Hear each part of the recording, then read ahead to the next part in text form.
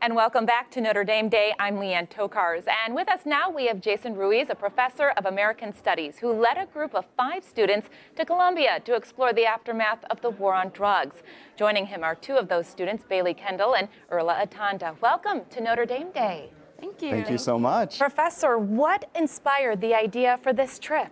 Well, I'm writing a book on the aftermath of the war on drugs, and Colombia is, of course, a major factor in that. So about a year ago, a friend of mine named Jamie Bleck in the Department of Political Science mentioned this incredible project offered through Notre Dame International called the Insider Project that offers faculty members who have some kind of expertise in a country other than the United States the opportunity to get some funding to take students on an educational endeavor. And I was really drawn to that project because there's no strings attached. There's no grades, there's no papers to write, there's no grades to give. It's just learning for learning's sake, which really appealed to me. Bailey, why did you want to go on this trip? I mean, it's the opportunity of a lifetime. I've basically been informally studying these things by watching every episode of Narcos like twice.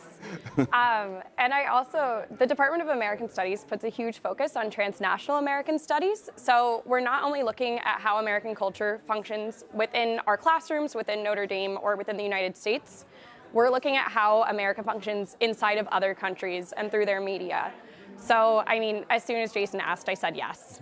So Irla, what kind of things did you do on this trip? Yeah, so our trip was kind of divided into 2 parts. The first part, we were in Cali, and then the second part in Medellin. So in Cali, we were able to learn from a lot of professors and their different work. So we learned from Professor Ruiz and his narcomedia book, and also from a professor, our consultant, on the coca leaf and its significant impact on the culture there, and also outside of the drug culture that is a part of the coca leaf. And in Medellin, we got to take a tour through the lens of a cop during the time of the Pablo Escobar era, and it was a really enlightening trip.